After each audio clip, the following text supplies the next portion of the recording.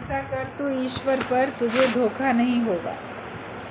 भरोसा करना है तो एक ईश्वर पे करो, तो तुम्हें कभी धोखा नहीं होगा।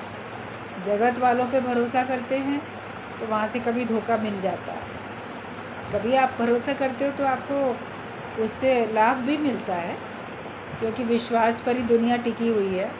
अगर कोई किसी पे विश्वास नहीं करेगा तो जी नहीं पाएगा, उसका आगे कार्य चल नहीं पाएगा। तो विश्वास करना पड़ता है। अब जैसे बात गोली की बताई, आपको सर में दर्द है, पेट में दर्द है, दांत में दर्द है, कहीं दर्द है, आप डॉक्टर पे भी नहीं गए हो, लेकिन कोई आपको बोल देता है ये वाली गोली खा लो, तुमको ना दर्द में आराम मिल जाएगा, तो उसकी बात के ऊपर विश्वास करते हो ना। विश्वास करके आप भी वो गोली खरीद के खा लेते हो और आपको आराम मिल भी जाता है। अगर आराम नहीं मिलता है तो फिर जाते हो डॉक्टर के पास। लेकिन कई बार ऐसा होता है कि अगले के अनुभव की बात होती है कि उसको भी इस दवाई को खाने से आराम मिला था, तो अगले को भी मिल जाता है। तो एक साधारण सी सर दर्द की या कमर दर्द की, पेट दर्द की कोई गोली के ऊपर आप दूसरे के कहने से विश्वास कर लेते हो, तो गुरु के कहने से उसके एक वचन पे क्यों नहीं विश्वास कर लेते कि तुम्हारा जन्म मरण का चक्कर दूर हो जाएगा, या तुम्हारी उलझन दूर हो जाएगी, तुम्हारा ज्ञान दूर हो जाएगा, तुम्हारा दुख दूर हो जाएगा। वचनों को मानने से ही तो जीवन बदलती है, वरना जीवन कहाँ बदले किसी की भी। वचनों को मानने से ही जीवन बदलता है। तो हमें मानना पड़ता है, और मानने के लिए हमको उस समय विश्वास करना पड़ता है। अगर विश्वास नहीं करोगे तो आप जीवन में कहीं भी किसी भी काम को शुरू ही नहीं कर पाओगे। तो संसार में भी आपको विश्वास पे दुनिया कायम है, तो विश्वास करना पड़ता है। लेकिन कई बार जगत में आप विश्वास करते हो, आपको धोखा भी हो जाता है। जिस पे भरोसा रख किया उसी ने गद्दारी की, उसी ने धोखा दे दिया। तो कहा कि भरोसा कर तू ईश्वर पर, तुझे धोखा नहीं होगा। संसार में हो सकता है, लेकिन भगवान में तो कभी धोखा हो ही नहीं सकता। ये पक्की बात है कि ईश्वर कभी आपका बुरा कर नहीं सकते अगर आप उस पर विश्वास करके बैठे हो। ईश्वर जो भी करता है अच्छा ही करता है। मतलब मानव तू परिवर्तन से काहे को डरता है, ईश्वर जो भी करता है अच्छा ही करता है। जो हमें बहुत गलत दिखाई दे रहा है, बहुत बुरा दिखाई दे रहा है, बहुत नुकसान वाला दिखाई दे रहा है, वो भी बहुत राइट है, बहुत सही है। उसमें नुकसान हमें दिख रहा है, लेकिन उसमें हमारा नफ़ा है, उसमें हमारा अल्टीमेटली फ़ायदा है। इतना भरोसा हमको भगवान पे हो जाए कि भगवान जो भी करेंगे वो मेरे भले के लिए करेंगे, और करते भी भले के लिए। आज अगर राक्षसों को भी मान लो वध किया, मारा, तो उनके भले के लिए, क्योंकि उस शरीर में उस स्वभाव संस्कार लेके वो सुधर नहीं सकते थे। वो और पाप करते चले जाते, तो और अधिक पाप से बचाने के लिए उनको भगवान ने अब उनका पाप का घड़ा भरा, तो उनको दंड देते हुए दिखे, लेकिन उसको आगे और पाप करने से बचाया भी था। अपने हाथों से संहार किया तो उसको फिर अपना लोक भी तो दिया, वो भी तो भलाई हुई, उसको अवसर दिया सुधरने का। तो भगवान तो हमेशा भला करते हैं। भरोसा कर तू ईश्वर पर, तुझे धोखा नहीं। जब ये बात समझ में आ जाएगी तभी देह भाव भूलने की शुरुआत होगी। तुम्हारा देह भाव तभी भूलेगा, और देह के भुलाने की शुरुआत ही तभी होगी। आप सोचते हो मेरे से ना मेरी देह भूल जाए, मैं अपने को आत्मा निश्चय कर लूँ, पक्का कर लूँ, लेकिन देह भूल नहीं पा रही है। देह भूलने की शुरुआत ही तब होगी जब भगवान पे भरोसा रखो। आपको भगवान पे विश्वास नहीं, सोचते हो भगवान ने बड़ा बुरा कर दिया, भगवान ने मेरे संग क्यों ख़राब किया, भगवान पता नहीं आगे क्या करेंगे, तो ये अविश्वास है ना।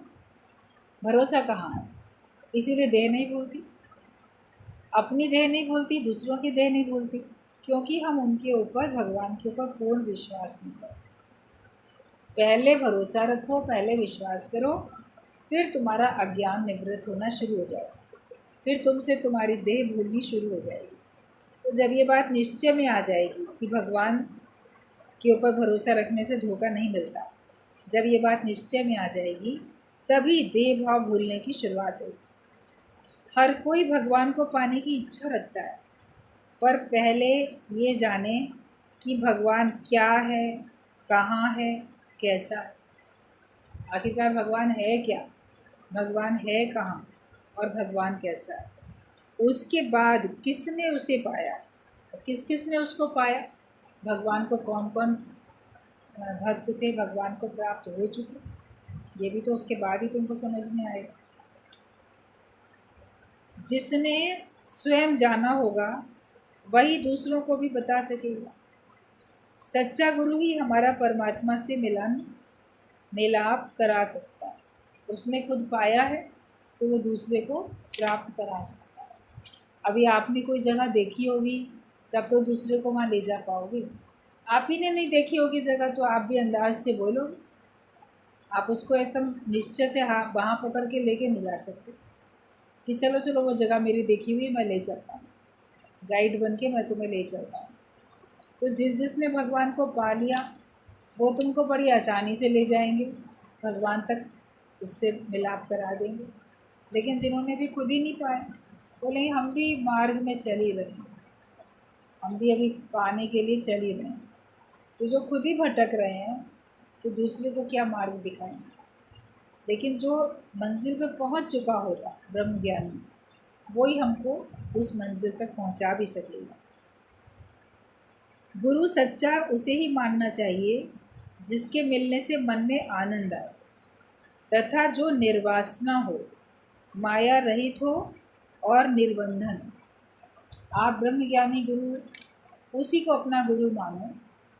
तो उसमें पहली चीज़ है जिस मिलिए मन होए आनंद, सोई सतगुरु कहिए सो। कि जिसके मिलने से, मुलाकात करने से, बैठने से, बातचीत करने से आपके मन में एक खुशी आए, आपके मन में एक आनंद आए। बातचीत करना, साथ बैठना, वचन सुनना आपको मन को अच्छा लगे, तो मन में आनंद भरा है, उसी को अपना गुरु मानो। लेकिन केवल खुशी आई, केवल आनंद आया, उतने तक भी सीमित नहीं है कि हमें आनंद आया वो तो है, लेकिन ये भी देखो कि वो खुद निर्वासनिक हो। अगर वो वासनाओं में पड़ा हुआ है तो भी वो आपका सच्चा गुरु, उसको मानने की आपको ज़रूरत नहीं है। जो खुद ही इंद्रियों के रसों में अटका हुआ है, कहीं ना कहीं उसका वासना है, किसी न किसी चीज़ पे उसकी लोभ लालच, धन में या किसी और चीज़ में है, कामिनी कंचन कीर्ति, कहीं ना कहीं में वो अटका हुआ आपको दिखता है, तो उसके मन का वास फिर उधर ही है ना। या तो स्त्रियों में, कामिनियों में है, या रुपए पैसे में है, या अपना नाम यश कीर्ति में है, कहीं ना कहीं तो जिसके मिलने से हमारे मन में आनंद आए उसको गुरु मानो। लेकिन साथ साथ ये भी देखो कि जो निर्वासनिक हो, आपको समझ में आएगा संग करने से कि इसके अंदर कोई इच्छा कामना, इसके अंदर कोई वासना नहीं, ये निर्लेप में आ रहा है। तो वो निर्वासनिक भी हो और माया रहित हो, किसी प्रकार की माया में उसका मन ना हो। तमोगुणी, रजोगुणी, सतोगुणी, किसी माया में, न स्थूल माया न सूक्ष्म माया, किसी प्रकार की माया में भी हम उसको लिप्त ना देखें। तो वो माया रहित भी हो और निर्बंधन भी हो। आप बोल दे कि वो हमारे बंधन छुड़ाता है, लेकिन खुद बंधन में पड़ा हुआ है, खुद घर गृहस्थ के जंजाल में जकड़ा हुआ है, खुद लोकारीत में पड़ा है। एक बार किसी ने हमको बताया, किसी और शहर में वो कहीं जहाँ तहाँ गुरु जी का सत्संग कहाँ कहाँ हो रहा है, बहुत जगह पे हो रहा है। तो बोली जो बैठ के सत्संग सुनाती है, हम लोग सब लोग सुनते हैं। फिर जब छुट्टियाँ होती हैं या उसकी लड़कियाँ ससुराल से मायके आ जाती हैं, वे बेटियाँ तो आएंगी मायके में अपने पति बाल बच्चे लेके, तो फिर वो क्या करती है, सत्संग में खुद भी नहीं आती है। जो सत्संग सुनाती है वहाँ जिसको वो फिर नहीं आएगी कि नहीं नहीं तुम लोग अपने आप सत्संग कर लेना और हम जो है नहीं वो कर रहे। तो उसने बताया कि जो खुद ही बंधन में पड़ी हुई दिखती है तो वो हमको क्या निर्बंधन करेगी। अगर बेटियां आई भी हैं मायके में तो सत्संग के समय तो सत्संग में आए ना सुनाने के लिए, बाकी कोई और ऐसा जेन्युइन कारण हो, कभी कोई नहीं पहुंचा सत्संग, अलग बात होती है। तो एक एग्जाम्पल दिया उसने कि ऐसा होगा तो नहीं आएंगी, ये काम पड़ गया तो नहीं आएंगी, वो काम पड़ गया तो नहीं आएंगी। तो फिर वो क्या बंधन में खुद ही दिखती है। तो फिर अगर कोई बंधन में दिखाई दे रहा है तो उसको फिर आप गुरु नहीं मान सकते ना। गुरु तो उसी को मानो जो आपको निर्बंधन दिखाई दे। कि किसी प्रकार का बंधन उसके ऊपर नहीं है, वो जब चाहे छोड़ सकता है। गुरु जी ये बात हमेशा बोलते थे कि कोई मेहमान अगर घर में आता है तो उसको बोलो कि तुम लोग तब तक घर में रहो, तब तक आराम करो, और हम सत्संग जा रहे हैं।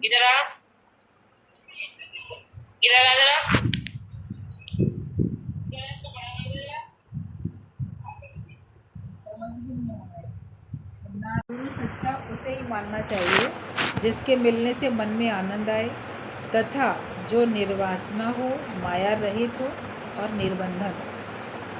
गुरु के मिलने से हमें भगवान का पता लगता है कि वो भगवान स्वयं मैं हूँ। क्या पता लगता है?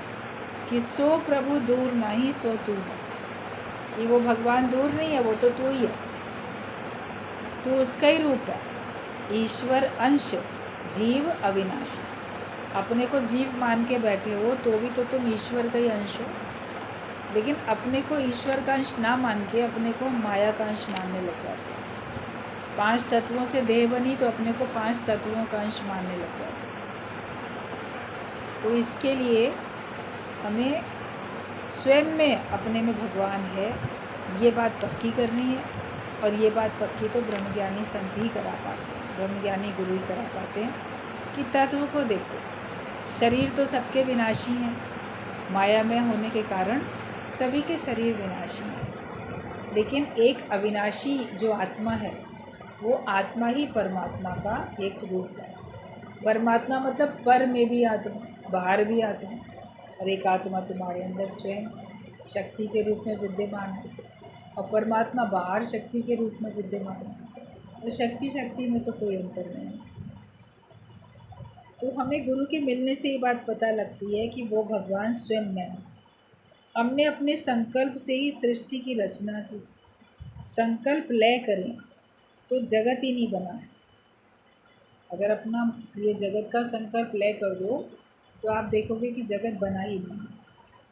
ज्ञान, भक्ति व कर्म 3 अलग अलग वस्तुएं नहीं हैं, तीनों अरस परस चलती हैं। ये ऐसी क्रिया है जो होती है सहज। आपके पास ज्ञान है, भक्ति है, कर्म है, ये तीनों संगी संग चलती हैं। कभी ज्ञान मुख्य दिखता है, अभी सत्संग सुन रहे हो तो आपको ज्ञान मुख्य दिखाई दे रहा है, या सत्संग सुना रहे हो या सत्संग का मनन कर रहे हो तो आपको ज्ञान मुख्य दिखाई दे रहा है।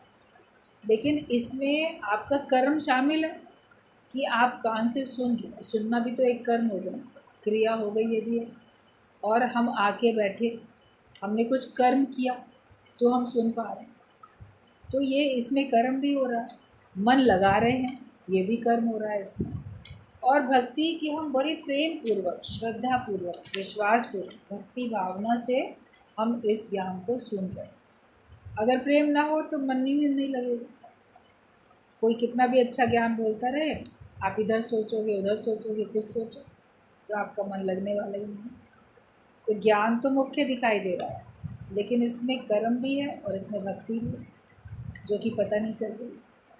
फिर जो लोग भक्ति करते हुए दिखते हैं, कथा, कीर्तन, पूजा पाठ, बाहर से कोई सत्कर्म, तो उनमें पूजा पाठ करते या माला फेरते कुछ दिखते हैं तो उनमें भक्ति मुख्य दिखाई देती है, लेकिन उसमें भी कोई कर्म तो हो रहा है। आप कोई भजन कीर्तन कुछ कर रहे हो या पाठ पढ़ रहे हो, भक्ति मुख्य है मगर कर्म तो है उसमें साथ में। माला फेरने में भी कर्म तो हो रहा है, तो दिखाई तो दे रही है कि भक्ति मुख्य है मगर उसमें कर्म है। और भक्ति कर्म है और उसको करने का आपके पास ज्ञान है, तभी आप कर पा रहे हो। क्या उच्चारण करना चाहिए, माला कैसे फेरनी चाहिए, सत्कर्म कैसे करने चाहिए, तो पूजा कैसे करनी चाहिए, तो उसका ज्ञान भी तो है। तो दिखाई दे रहा है ये भक्ति हो रही है मगर उसमें भी ज्ञान है।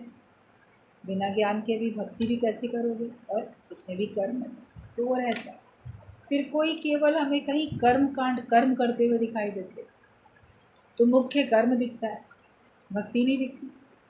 अभी लोग सोशल वर्क करते हुए दिखते हैं, समाज सुधार का कार्य करते दिखते हैं, और भी बहुत सारे कर्म करते हुए दिखते हैं। तो जो वो कर्म करते दिखाई दे रहे हैं तो कहते ये तो कर्म कांड करने वाले लोग हैं, या ये तो कर्मशील हैं, ये कर्म बहुत करते हैं। कोई कैसा कर रहा है, कोई किसी की मदद कर रहा है, कोई दौड़ दौड़ के जा रहा है, आउट ऑफ द वे जाके भी सबका काम कर रहा है, तो वो सारे दिन वो कर्म करता हुआ दिखता है। तो लगता है ना तो ये कोई पूजा पाठ करता दिखता है, ना इसके पास ज्ञान है सत्संग में, लेकिन ये कर्म करता हुआ दिखता है। तो उस कर्म में भी तो कुछ तो भक्ति शामिल है, वरना कोई किसी के लिए क्यों करेगा। अगर उसके मन में भक्ति भावना नहीं होगी, प्रेम नहीं होगा, प्रेम और भक्ति एक ही चीज़ है, प्रेम नहीं होगा, भक्ति नहीं होगी, तो वो कर्म भी नहीं करेगा। और साथ में उस कर्म को करने का भी उसके पास ज्ञान भी, तो ज्ञान हो गया ना सब में। आपने ज्ञान अलग, कर्म अलग, भक्ति अलग समझी, लेकिन तो भी ज्ञान में भी कर्म और भक्ति शामिल है, भक्ति में ज्ञान और कर्म शामिल है, और कर्म में भी भक्ति और ज्ञान शामिल। तीनों चीज़ें अरस परस एक साथ चलती हैं, लेकिन मुख्य कभी कुछ दिखाई देता है, कभी कुछ दिखाई देता है, तो हम इसको अलग अलग कर नहीं सकते हैं। ये अलग अलग है भी नहीं, और ये अरस परस चलती रहती है। ये ऐसी क्रिया है जो होती है सहज में। ब्रह्म ज्ञान से सर्व में भगवान देखना आता है। यदि ब्रह्म ज्ञान सुनते हो तो आपको सब में भगवान देखना आ रहा है, ये भी भगवान, वो भी भगवान, सब भगवान है। तो आपको ज्ञान सुनने के बाद ही ये समझ मिलती है कि सब में भगवान देखना आता है। तो यही भक्ति भी है, और दूसरे का दुख दूर करने के लिए कोई ना कोई कर्म की भी अवश्य होता है, लेकिन ये है निष्काम कर्म। तो जब सब में भगवान देखते हो तो यही भक्ति भी हो रही है। भगवान जानोगे तो भक्ति भावना से देखोगे ना, शुद्ध भावना से देखोगे। कोई और राग द्वेष वाली, शत्रु मित्र वाली भावना थोड़ी आएगी। भगवान देखने पे तो भक्ति वाली भावना आएगी। और साथ साथ उसके दूसरे को दुख को दूर करने के लिए कोई कर्म भी अवश्य ही हो। उसको कैसे ज्ञान सुनाएं, उसको कैसे मुक्त करें, कैसे माया रहित करें, कैसे उसका दुख दूर करें, समस्या का कैसे समाधान करें, तो उसमें कर्म भी शामिल है। लेकिन वो निष्काम कर्म हो जाता है, सकाम नहीं रहता, निष्काम कर्म हो जाता है। तो ब्रह्म ज्ञान से सर्व में भगवान देखना आता है, यही भक्ति भी है। और फिर दूसरे का दुख दूर करने के लिए कोई ना कोई कर्म भी अवश्य होता है, लेकिन ये है निष्काम कर्म, इच्छा और अहंकार के सिवाय। ऐसी आत्माकार स्थिति के लिए रोज़ का सत्संग ज़रूरी है, तभी हमारी उन्नति हो सकती है। ऐसी अगर आप स्थिति अपनी बनाना चाहते हो, अभी आपका ज्ञान अलग है, भक्ति अलग है, कर्म अलग है, लेकिन जब तीनों एक हो जाए और आपका ब्रह्माकार वृद्धि हो जाए, आपका अज्ञान पूरी तरह से चला जाए, तो उसके लिए फिर आपको क्या करना पड़ेगा? रोज़ का सत्संग। जब तक रोज़ का सत्संग आप पक्का नहीं करोगे, तब तक आपकी ऐसी स्थिति बन नहीं सकती है, और तभी हमारी उन्नति हो सकती है, वरना हमारी उन्नति भी होने वाली नहीं। हम सोचें हमारी उन्नति हो जाए, भगवत भाव रखे बिना आपकी उन्नति नहीं। किसी को भी अगर आप देख के जलते सड़ते कुढ़ते रहते हो, या किसी को देख के बहुत मोह ममता में लिपायमान होते रहते हो, तो आपकी उन्नति नहीं है। राग और द्वेष दोनों ही तलवार है, दोनों ही आपको काटती है, नुकसान आता है। राग में रहो तो भी नुकसान है तुम्हारा ही, द्वेष में रहो तो भी नुकसान है। तो मनुष्य अपना नुकसान क्यों करता है? चाहता तो फ़ायदा है, लेकिन अपना नुकसान करता रहता है। गुरु समझ देता है कि किसी का फ़ायदा ना करो तो अपना तो फ़ायदा कर लो। किसी का नुकसान करो ना करो, अपना नुकसान तो ना करो। मनुष्य अपना ही शत्रु बन जाता है, या राग रख के या द्वेष करके। अगर वास्तव में अपनी उन्नति हम चाहते हैं, तो हमें अपने अंदर बसने वाले राग और द्वेष को समाप्त करना ही होगा। तभी हमारी आत्मिक उन्नति हो सकती है, तभी हम ज्ञान पक्का कर सकते हैं, तभी हम अपने को आवागमन के चक्कर से छुड़ा सकते हैं। वरना तो राग भी और द्वेष भी दोनों आपको जन्म मरण के चक्कर में लाते जाएंगे। आप बोलोगे दूसरा इस लायक नहीं है कि उससे प्रेम किया जाए, या उसको अपना समझा जाए, या उसके किए हुए कर्मों को भुला दिया जाए, या उसको माफ़ कर दिया जाए, तो माफ़ी के लायक नहीं है। ठीक है, वो वैसे ही है, माफ़ी के लायक नहीं है, लेकिन आपको अपनी उन्नति को ध्यान में रखते हुए भूलना भी पड़ेगा और माफ़ भी करना पड़ेगा। भुलाओ हर बात को और माफ़ भी करते चले जाओ, और भगवत भाव आपको रखनी ही पड़ेगा अगर अपनी उन्नति चाहते हो। वरना जितनी देर आप राग में रहते हो या द्वेष में रहते हो, भगवान के भाव से तो अलग हो जाते हो। और राग वाले को शायद थोड़ी देर भूल भी पाओ, द्वेष वाले को तो 1 मिनट नहीं भूल पाते। शत्रु तो रग रग में समा गया, खून की बूंद बन के समा गया, श्वास श्वास में शत्रु समाया पड़ा।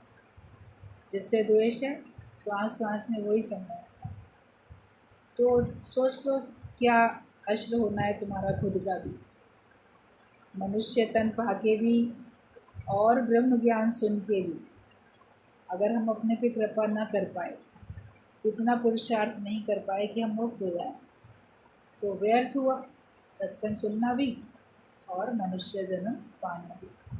भगवान सोचेगा कि मैंने बेकार इसको मनुष्य जन्म दिया, इससे तो अच्छा ये जानवर बन के लड़ाई झगड़ा करता रहता, राग दोष में पड़ा रहता। अभी गुरुजी बोल रहे थे वाणी में, आप लोग सुन रहे थे कि तुम लोग कौन सा, अगर राग भी करते हो या प्रेम भी करते हो तो कौन सा प्रेम को चाहते हो? जानवर वाला प्रेम चाहते हो, विषय विकार वाला प्रेम चाहते हो कि आत्मिक प्रेम चाहते हो? तो अगर आप आत्मिक प्रेम में नहीं रहे तो मनुष्य बनने का क्या मतलब? फिर तो पशु बन के ही रहो। पशु भी राग द्वेष भी करता है, शत्रु मित्र भी होते हैं, घर परिवार भी होता है। वो अपने परिवार वालों से, अपने बाल बच्चों से प्रेम भी करता है, मोह भी करता है, और दूसरे से लड़ाई झगड़ा भी करता है। तो जो कुछ पशु कर रहे हैं वही मनुष्य भी कर रहे हैं। तो मनुष्य में और पशु में अंतर क्या?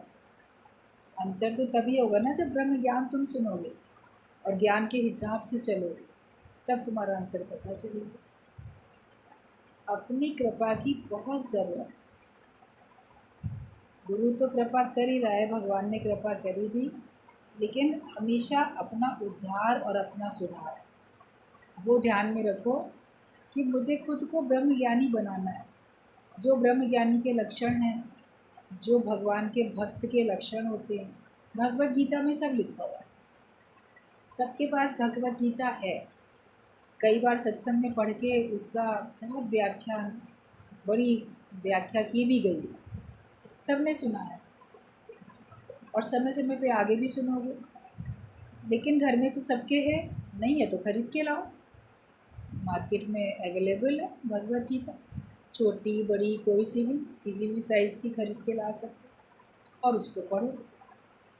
कुछ तो समय निकालो अपने लिए, कुछ तो समय निकाल आत्मशुद्धि के लिए, अपने स्वयं की शुद्धि के लिए समय निकालना ही पड़ेगा। उसमें लक्षण देखो, क्या क्या उसमें भगवान ने बताया है। मैं वैसा हूँ कि नहीं हूँ, नहीं हूँ तो मैं वैसा बनूँगा कैसे? मेहनत तो तुम्हें ही करनी है। बच्चे को पास होना है तो उसको पढ़ाई खुद ही करनी है, उसके हिस्से की पढ़ाई टीचर थोड़ी याद कर लेगा या उसके माता पिता थोड़ी याद करनी है। माता पिता उसका होमवर्क करा सकते हैं, डांट डपट के उसको कह सकते हैं कि याद करो, हमें सुनाओ, लेकिन याद तो उसे ही करना है ना। और एग्ज़ाम में तो अकेला बैठ के लिखेगा, ना तो माता पिता वहाँ पे होंगे उसको लिखवाने वाले, ना वो टीचर जो क्लास में पढ़ाता है वो उसको उस समय हेल्प करेगा। वो बल्कि निगाह रखेगा, नकल तो नहीं कर रहा है ये बच्चा, किसी से पूछ तो नहीं रहा, या उसी से पूछो तो उस समय बताएगा भी नहीं। आप बोलोगे ये जो टीचर है क्लास में तो पूछते थे तो बताता था, अब पूछ रहे तो नहीं बताया। तो एग्ज़ामिनेशन हॉल में जब आप परीक्षा देने बैठे हो, तब आपका, चाहे आप फेवरेट स्टूडेंट हो अपने टीचर के, तो भी वो उस समय आपको आंसर नहीं बताएगा। उस समय आपको खुद ही लिखना, उसी के हिसाब से रिज़ल्ट बनेगा। तो ज्ञान तो तुम्हें खुद ही पक्का करना है। परीक्षा आती है, अचानक आती है। स्कूल में तो पता होता है ये वाला परीक्षा का दिन, इस वाले सब्जेक्ट की परीक्षा कब होगी, मगर जीवन में जो परीक्षाएं आती हैं उसमें पहले से कुछ पता नहीं कौन सी परीक्षा कब तुम्हारे सामने आ जाए, और उसमें हमको पास होना।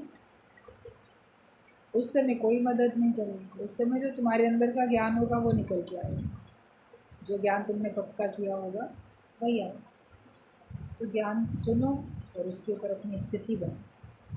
जब तक अपनी स्थिति नहीं बनाओगे, राग द्वेष दूर नहीं करोगे, तब तक तुम्हारी स्थिति बनेगी नहीं। हर कर्म होता है द्वैत में। दूसरा भाव रखते हो तो तुम्हारे कर्म होते हैं। पहले पहले हमारी राइट अंडरस्टैंडिंग होनी चाहिए, सही समझ हमको मिलनी चाहिए, तभी निष्काम कर्म हो सकता है। निष्कामी सबको बनना है, लेकिन सही अंडरस्टैंडिंग तो होनी चाहिए सबकी। जब तक समझ ही उल्टी है तो ज्ञान में हम नहीं ठहर सकते। आप गुरु को भी गलत ठहराओगे, ज्ञान को भी गलत ठहराओगे, शास्त्रों को भी गलत ठहराओगे, दूसरों को भी, जगत वालों को भी, सबको, सब गलत है, सब गलत है, कोई ठीक है ही नहीं। पूछो दुनिया में कोई अच्छा लगता है तुमको? कोई अच्छा नहीं है, ये अगर जवाब देते हो। कोई सही है तुम्हारी दृष्टि में तो कोई सही नहीं है। बहुत से बात उसको सही बताएंगे जो अब दुनिया में नहीं है, वो सही था, और कोई सही नहीं है तुम्हारी नज़र में। तो वो सही था तो उसी का आदर्श अपनाओ। अगर उसकी बात तुम्हें सही लगती थी तो बाकी सारे संसार में कोई भी सही नहीं है, जो दुनिया से चला गया वो सही था तुम्हारे लिए, तो उसके जैसे बनो ना, फिर तुम सही बन जाओ। सारा संसार गलत है, तुम तो ठीक बन जाओ। लेकिन तुम अगर दूसरे को गलत ठहराते रहोगे तो तुम भी तो गलत हो। तो हर कर्म जो होते हैं, जब समझ हमारी उल्टी है तो हम ज्ञान में नहीं ठहर सकते, समझ ही हमारी उल्टी है। और जिन जिन को हम कहते हैं ये गलत है, ये गलत है, वो गलत है, वो अपने जीवन में खुश हैं, उन्होंने अपने जीवन में खुशियाँ हासिल कर ली, और तुम दूसरों को गलत देखते देखते दुखी हो, तो नुकसान तो तुम्हारा ही होगा। तो जब तक समझ ही उल्टी है, ज्ञान में हम नहीं ठहर सकते। जगत मिथ्या समझने के लिए नज़र गुरु से मिलती है, और जब परखना आ जाता है तब हम स्वयं सच और झूठ की पहचान कर लेते हैं। गुरु हमको नज़र देता है, ऐसी नज़र जिससे हम परख सकते हैं। और जब परखना आया तो हम खुद ही पहचान करेंगे क्या सही है क्या गलत है। विवेक तो खुले पहले तुम्हारा, तब तो तुमको सही गलत की पहचान हो।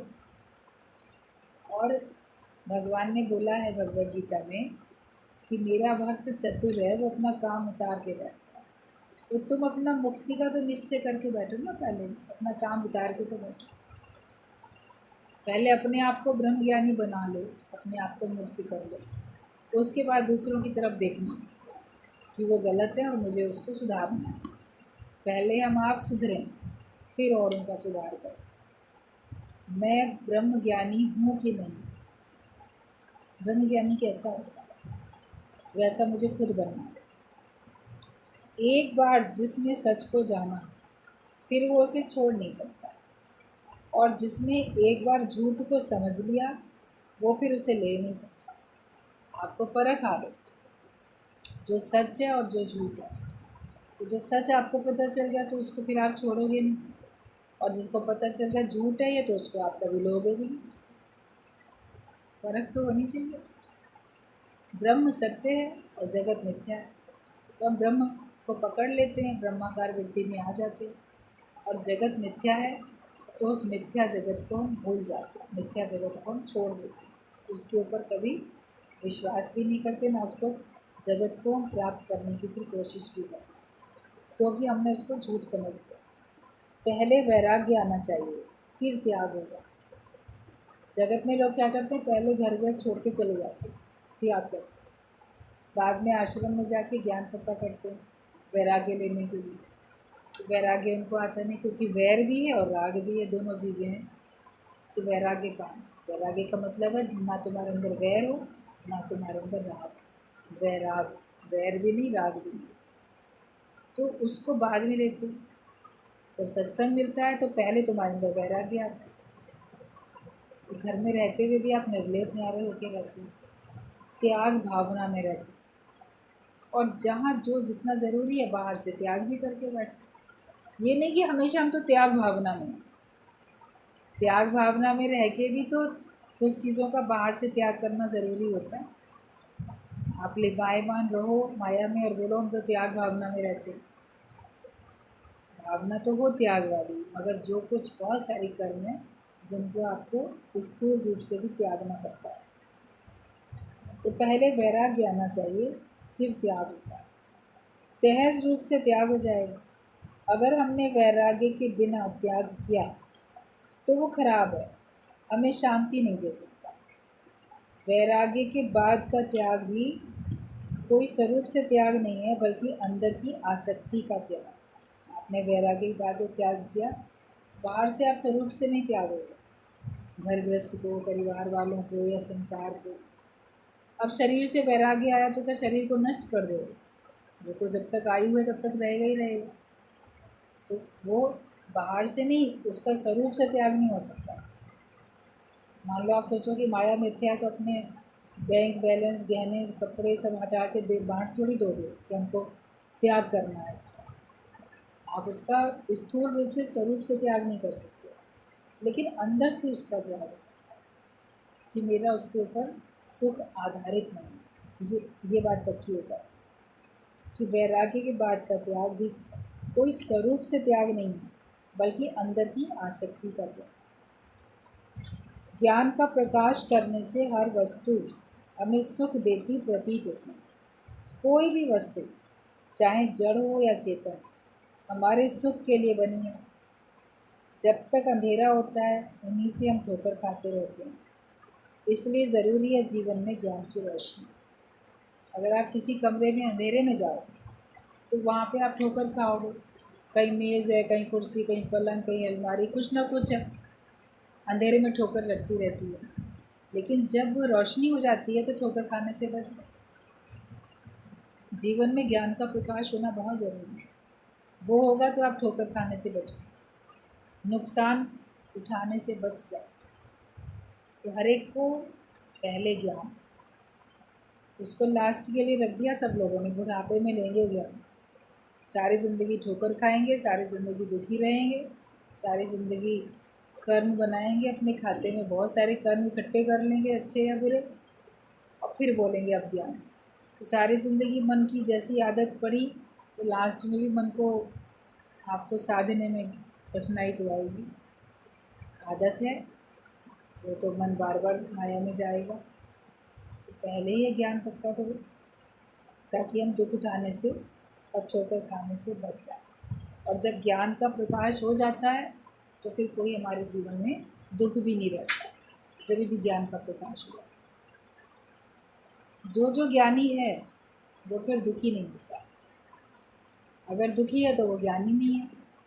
और अगर ज्ञानी हमको बनना है, होना है, तो हमको सचमुच में अपने आप को देखना पड़ेगा कि मैं कभी भी किसी बात से इरिटेट होता हूँ, दुखी होता हूँ, परेशान होता हूँ कि क्या। अपने आप को परेशानी से बचाओ। और ज्ञान का प्रकाश करने से हर वस्तु हमें सुख देती है।